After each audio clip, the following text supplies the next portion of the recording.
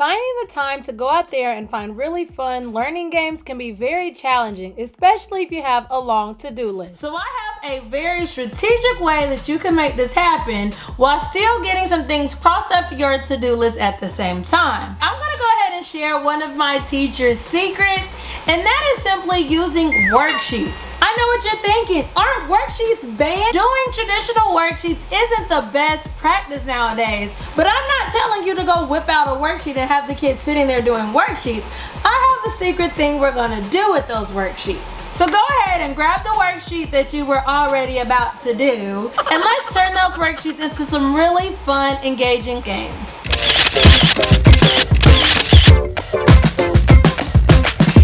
Hey fun people! Welcome back to Everything Aja. And if you're new here, hi, my name is Aja. Welcome. Here on Everything Aja, I help parents and teachers just like you make teaching and learning as fun, strategic, and simple as possible. And one way of doing that is through really fun learning games. But I do know that you guys have lots and lots of things on your to-do list. And let's be real, the go-to is always to whip out a worksheet and have your kids do it because you want to technically assess if they know the skills that you've already taught them. So I'm going to teach you today how to turn a worksheet into 3 really fun and engaging games. Now with all these games, you're going to take your worksheet and go ahead and cut up the problems and put them in balloons. So every one of these games have the same preparation.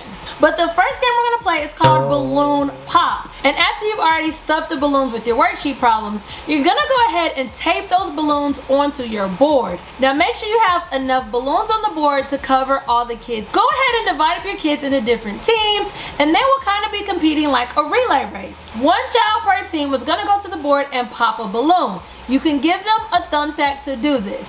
Once they pop that balloon, a problem is going to fall out. They're going to quickly take that problem and run back to their team and figure out the answer to that problem. Once you have checked off to see if the problem was answered correctly, the next person on that team will go and pop the next balloon. Like a relay race, the object of the game is to be the first team to have all their players done answering their questions. Now our next game is called Granny.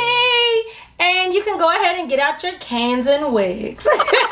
Now with this game, you're going to take your worksheet, go ahead and cut it out, put in the balloons, and make sure that you have enough balloons for every child in the room. However many problems are on your worksheet is how many kids you're going to put in a group. So if there's 8 problems on the worksheet, you have 8 kids in each group. When you say go, all the kids will try to bust their balloons using their bottoms. They'll become the grannies this time. After each child has popped their balloons, they'll go ahead and answer the problem inside of the balloon. Then they'll go ahead and answer every single math problem, thus completing that worksheet. Then the first team to get all the problems on the worksheet would win. Now the next game we're gonna play is called Pass the Problem. And this game is also played like a relay race. Now with this game, you don't necessarily have to have 1 balloon per person, but you do need to give every team an equal amount of balloons. So divide up all your kids in teams and figure out how many balloons you want to give them. But once you have figured that out, you're going to have all the kids line up in one single file line. Now in front of the line leader, you're going to place all the balloons,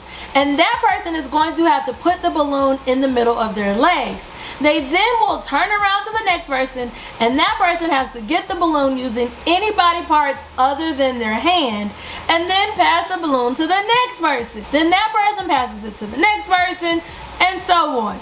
Once the balloon has reached the last person in the group without using their hands, they have to then pop the balloon. Now, if the balloon gets popped before reaching the last person in the line, then that team gets a negative point. And they'll still have to answer the question in order to get the next balloon.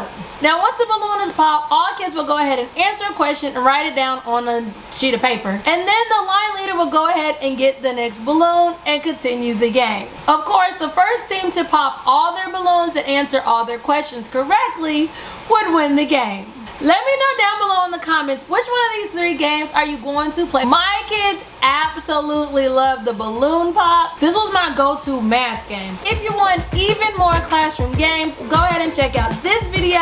This is actually one of the videos that I did as a collaboration with Teacher K, and we gave you guys 20 classroom games.